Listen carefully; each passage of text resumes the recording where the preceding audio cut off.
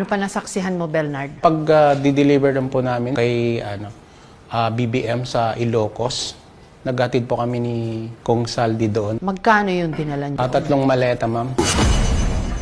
Unang operation na nasamahan ko, ma'am, yung nag-deliver kami ng halos 50 na maleta kay dating speaker. Pero di ba yung sa affidavit ninyo, merong pag large, medium, may expendable bag pa. Alam nyo kung magkano? Minsan nakwento ng executive ni Kong Saldi, almost ang laman doon is 50 to 70. Malaki rin po yung naging papel namin, ma'am, sa ICC.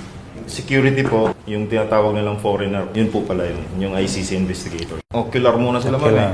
Then nakipag-meeting sila at kay ST po. Codename po yan ni Sunny Trillanes.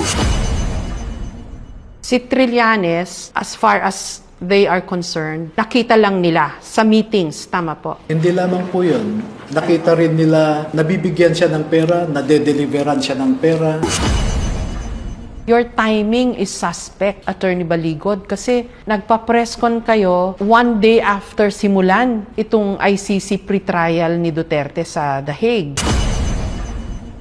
Sa mga pinambakbak nila sa sinabi nila, yung mga litrato daw po na nakunan, mukhang AI generated daw po. Bakit daw nakasama si Senator De Lima sa listahan ng mga pinag-deliveran ng pera? At the time, nakakulong pa siya. Hindi naman ho 2022 yung delivery sa kanya. Sinong nakakita kay Senator De Lima? Anong nakita nyo exactly? Unahan ko na yung mga mangiintriga sa inyo. Baka DDS kayo, hindi kayo mga Duterte supporter.